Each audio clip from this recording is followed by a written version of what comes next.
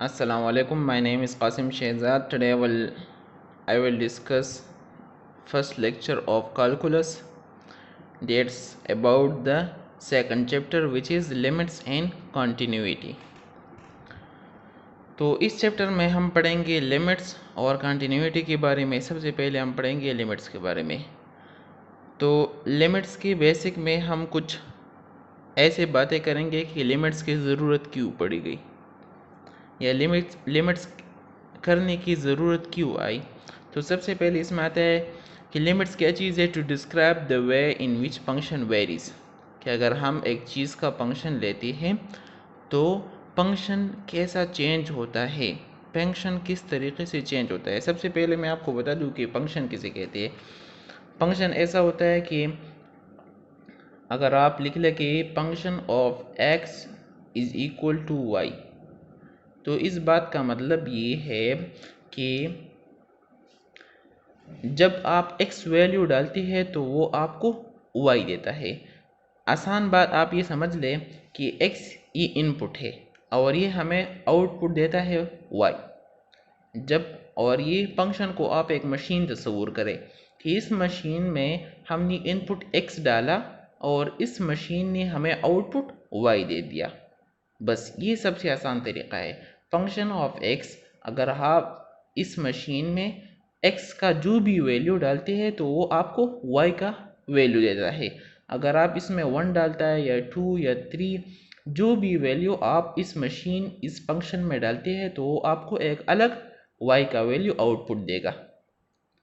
इस इनपुट के बिना पर वो आपको क्या देगा, आउटपुट देगा।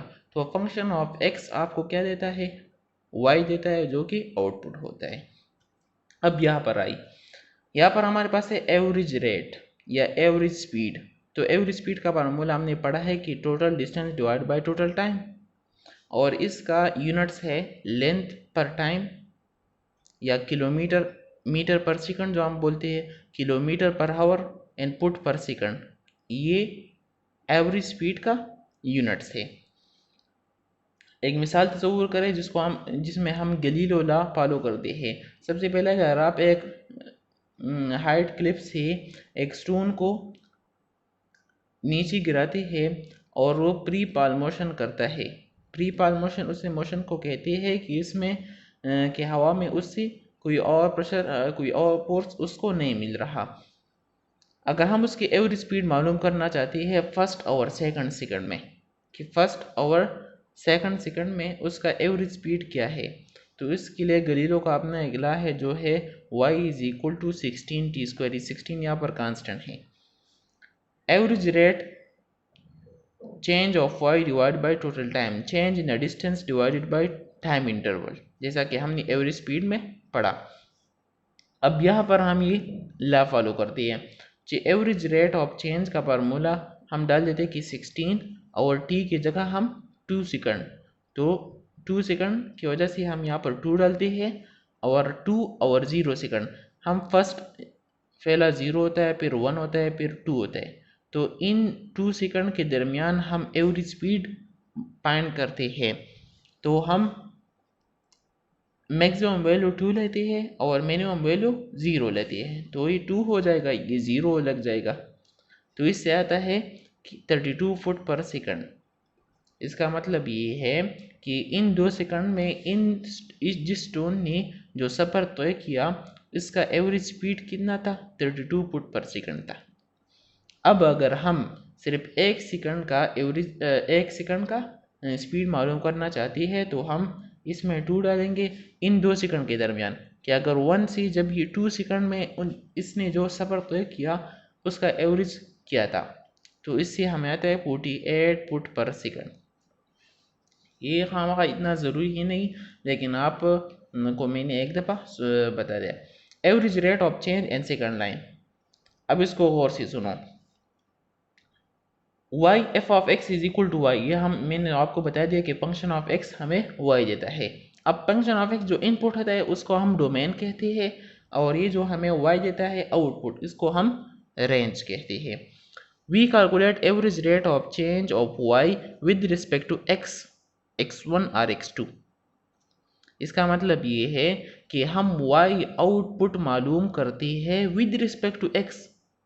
ये y का वैल्यू ये x पर डिपेंड करता है। अगर x का वैल्यू ज़्यादा है तो ये हमें y ज़्यादा देंगे। अब अगर मैं एक मशीन है और इस पर आप कोई चीज़ तैयार कर दे, कोई प्रोडक्ट तैयार करें, तो इसमें आप जितना ही इनपुट देते हैं वो इतना ही आउटपुट देगा ना। तो इसी तरह ये डायरेक्टली डिपेंडेंट है। अगर आप average rate of change of y मालूम करते हैं तो ये किस चीज़ पर डिपेंड करता है, ये x पर डिपेंड करता है। अब यहाँ पर आ जाइए, अगर आप एवरेज रेट ऑफ चेंज मालूम करते हैं, एवरेज रेट ऑफ चेंज का मतलब ये है कि total change in y divided by total change in x, या हम इस तरह बोल सकते हैं कि total change in output divide by total change in input. अब टोटल चेंज अगर हम मालूम करते हैं तो हम फाइनल से इनिशियल वैल्यू को माइनस करते हैं। अगर हम लेते हैं कि एक चीज़ एक से 10 पर चला गया, तो अगर हम उसका चेंज मालूम करते हैं कि इसमें कितना चेंज आया है, तो हम कैसा उसका चेंज मालूम करेंगे, हम 10 से 1 को माइनस करेंगे तो इसके दरमियान 9 पॉइंट्स चेंज आया है। इसी तरह अगर हम चेंज मालूम करते हैं तो हम y को, जैसा कि हम y2 माइनस y1, इससे हमें y का चेंज मालूम होगा, और डेल्टा x से x2 माइनस x1 से हमें x का चेंज मालूम होता है कि x में कितना चेंज आया है। और यहाँ पर हमने डिस्टेंस के फार्मूला में बताया कि total distance divide by total time. अगर आप total change in y divide by total time पर डिवाइड करेंगे तो ये आपको क्या देगा, ये आपको एवरेज स्पीड देगा या एवरेज वैल्यू देगा। अब y की जगह हमने f ऑफ x2, y2 की जगह हमने f ऑफ x2 डाला है। अगर आप यहाँ पर 2 डालते हैं तो ये भी आपको 2 देगा। तो इसी वजह से मैंने y2 की जगह यहाँ पर क्या लगा है, f ऑफ x2, और y1 की जगह अगर आप यहाँ पर 1 लगाए तो ये आपको y1 देगा। तो यहाँ पर मैंने y1 की जगह f ऑफ x1 लिखा, और चेंज ऑफ x तो ये x2 माइनस x1 अपनी जगह। ये फार्मूला है एवरेज रेट ऑफ चेंज, जिस पर बहुत सारे सवाल हल हो जाती है। अगर आपने इस फार्मूला को याद किया तो आपको बहुत सारे सवाल याद भी हो जाएंगे और आपको आसानी भी होगी समझने में।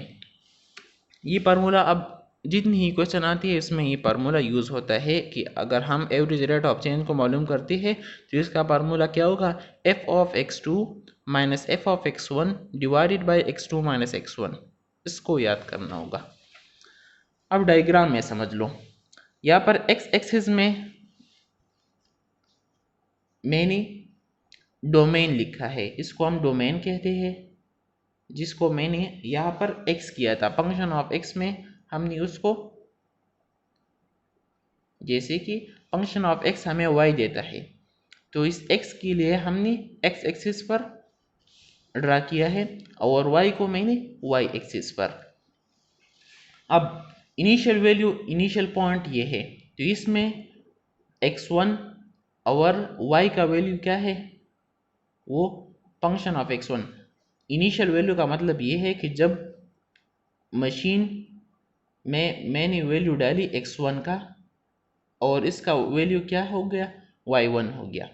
अब इसमें चेंज आएगा, और चेंज क्या आएगा कि ये f ऑफ x2 बन जाएगा और ये y2 बन जाएगा। तो इसी तरह यहाँ पर इनिशियल पर ये x1 और फंक्शन ऑफ x1 था, और फाइनल पोजीशन पर ये x2 और फंक्शन ऑफ x2 हो गया। तो इसमें चेंज आ गया, तो इस हम एवरेज रेट ऑफ चेंज इसीलिए मालूम करते हैं। अब अगर आपको कोई कहे कि सेकंड किसे कहती है, तो second a line join 2 points of a curve, या a line join 2 points which differentiates each other, like initial points और फाइनल पॉइंट के दरमियान अगर आप एक लाइन से उसको जॉइन करें तो इस लाइन को हम क्या कहते हैं, सेकंड कहते हैं। अब ये वाला y एक्सिस पर हमें क्या वैल्यू देता है, ये हमें रेंज का वैल्यू देता है, और x एक्सिस पर हमें डोमेन का वैल्यू, ये हमें x का वैल्यू देता है और ये y का। अब y का अगर हम यहाँ पर लिखे कि 1 है, ये 2 है और ये 3 है, तो इसका मतलब ये है कि इसकी y का वैल्यू 1 से चेंज हुआ है 3 तक। और x का वैल्यू चेंज हुआ है x1 से x2 तक। बस इतना ही समझ ले। इस पर हम अब एग्जांपल करें तो आपको अच्छी तरीके से समझ आएगा। एक फ्रूट फ्लाई ड्रोसोफिला ये एक एनिमल है जिसका हम पॉपुलेशन ग्रोथ मालूम करते हैं इन 50 डेज कि 50 डेज में उनकी पॉपुलेशन में कितना ग्रोथ हुआ है। Rate of growth from 23 to 45 days, इन दिनों के दरमियान हम रेट ऑफ चेंज मालूम करते हैं कि इन दिनों के दरमियान उसके पॉपुलेशन का जो ग्रोथ है वो इसका एवरेज क्या है, इसमें कितना इजाफा हुआ है। तो इसके लिए मैंने एक ग्राफ ड्रा किया है। इसमें एक्स एक्सिस पर हमें दिया गया है डेज और वाई एक्सिस पर हमें ग्रोथ रेट दिया गया है। अब 23 डे से हम शुरू करते हैं और 45 डे पर हमारा फाइनल पोजीशन होगा। अब 23 डे पर 23rd डे पर हमारे पास ड्रोसोफिला की जो प्राइस थी वो कितनी थी, वो 150 थी। 23 डे पर वो 150 थी। अब 45 डेज पर वो 340 हो गई। अब इसमें हमें चेंज मालूम करना है कि इसमें कितना इजाफा हुआ है। तो इसका जो मैंने एवरेज मालूम किया तो वो आ गया 8.6 फ्लाइज पर डे। इस वैल्यू का मतलब ये है कि इन दिनों के दरमियान इसका एवरेज वैल्यू ये था कि हर दिन 8.6 फ्लाइज एक पॉपुलेशन में इंक्रीज आ जाता था। तो इसी वजह से ये 150 से 340 हो गई। इसका एवरेज रेट ऑफ इंक्रीजमेंट क्या था, वो 8.6 फ्लाइज पर डे था। इसका मतलब ये है कि अगर आज 10 थे तो अगले दिन वो क्या होंगे, वो 18.6 होंगे। इसका मतलब ये है कि इसमें 8.6 फ्लाइज हर दिन ऐड हो जाती थी। 23rd डे में ये 150 प्लाइज थी, 45th डे में ये 340 प्लाइज थी। इसमें चेंज मालूम करना है तो इस बड़ी वैल्यू को स्मॉल वैल्यू को हम उससे माइनस करेंगे। 340 से हम 150 माइनस करेंगे। अब डेज को भी माइनस करेंगे। ये हमें टाइम शो कर रहा है और ये हमें प्राइस शो कर रही है या ग्रोथ शो कर रहा है। 340 से 150, इसका मतलब ये है कि इन दिनों के दरमियान इस 22 डेज 22 डेज में 45 माइनस 23 इस 22 डेज आती है। तो इन 22 डेज में 190 प्लाइज का इजाफा हुआ है।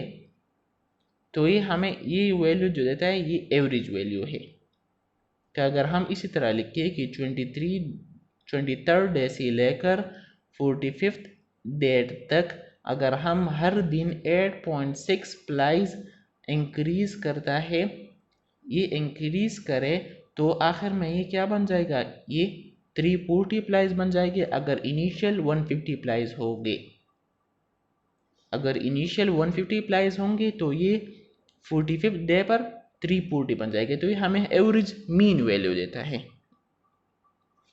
कि अगर हम ऐसा करें कि मैंने इंग्लिश में 90 मार्क्स हासिल किए, उर्दू में 40 हासिल की है, केमिस्ट्री में मैंने 60 मार्क्स हासिल किए, तो अगर हम उसका एवरेज मालूम करेंगे तो इन तीनों को हम ऐड करेंगे और इसको हम 3 पर डिवाइड करेंगे तो ये इसका हमें मीन वैल्यू देगा। तो फिर उसका मतलब क्या होगा कि मैंने केमिस्ट्री में भी 90 जो एवरेज वैल्यू है x मार्क्स हासिल की है, उर्दू में भी x मार्क्स हासिल किए है और बायो में भी x। तो ये हमें एवरेज वैल्यू देगा जो सेम होगा। एवरेज और मीन वैल्यू का मतलब ये है। हाँ, अब बात ये है कि हम ये क्यों करते हैं। To find population change in exact position are day we use instantaneous rate of change. अब अगर एक ही जगह पर आप मालूम करना चाहती है कि 23rd डे पर बस हम इसी ही दिन पर इंक्रीजमेंट का लेवल मालूम करना चाहती है, तो इसके लिए फिर हम इंस्टेंटेनियस रेट क्या करती है, उसको हम मालूम करती है। जैसा कि अगर आप गाड़ी में जाते हैं तो गाड़ी का जो स्पीड मीटर होता है वो हमें क्या शो कर रहा होता है, वो हमें इंस्टेंटेनियस स्पीड शो कर रहा है कि एट अ टाइम ये गाड़ी कितनी स्पीड पर चलता है। अगर ये 100 स्पीड पर चलता है और इसका स्पीड मीटर 100 स्पीड दिखाया दिखा देता है। तो इसका मतलब ये है कि अभी इसी वक्त पर ये गाड़ी 100 स्पीड पर है। तो ये हमें इंस्टेंटेनियस इसी ही वक्त में हमें स्पीड देता है, ये हमें एवरेज स्पीड नहीं देता, ये हमें इंस्टेंटेनियस स्पीड देता है। तो इसलिए अगर हम इसे एक ही दिन इंस्टेंटेनियस रेट मालूम करना चाहते हैं तो ये फिर स्पेसिफिक हो जाता है। As we use instantaneous rate as limiting value of average rate, हम इंस्टेंटेनियस रेट को लिमिटिंग वैल्यूज़ लेती है। लिमिटिंग वैल्यूज़ किस तरह लेती है? इसी तरह। To understand connection further we use limiting values, हम लिमिटिंग वैल्यूज़ क्यों लेते हैं या मैं आपको बताता हूँ। Like the highest value in day 23 is increase by 16.7 price per day. अब इन 22 दिनों के दरमियान सबसे ज़्यादा इंक्रीज 23rd डे पर आया है, और वो क्या इंक्रीज़ है? वो है 16.7 प्राइस। हमने जो इंस्टेंटेनियस रेट मालूम किया 23rd डे पर, तो इस पर इंक्रीज़ आया था 16.7 प्राइस, और एवरेज रेट हमें क्या दे है 8.6 प्राइस। तो इसका मतलब ये है कि कुछ दिन ऐसे भी होंगे कि इसमें एक ही प्राइस इंक्रीज़ हुआ हो या दो इंक्रीज़ हुआ हो। तो ये तो मैंने एवरेज मालूम की है, और ये क्या है? ये इंस्टेंटेनियस रेट है। तो ये इंस्टेंटेनियस रेट हमें लिमिट शो कर रहा है कि ये सबसे हाईएस्ट वैल्यू है। तो मैं ये कह सकता हूँ कि इन दिनों के दरमियान सबसे बड़ी वैल्यू जो है वो 16.7 हो सकती है। और अगर हम एक दूसरा इंस्टेंटेनियस मालूम करें और वो सबसे कम हो, तो मैं ये कह सकता हूँ कि दूसरा सबसे कम वैल्यू 2 आ सकता है। तो ये हमें लिमिट देता है कि अगर इंक्रीजमेंट का लेवल इन दो वैल्यूज़ के दरमियान में होगा, वो ना इससे ज़्यादा होगा और ना इससे कम होगा।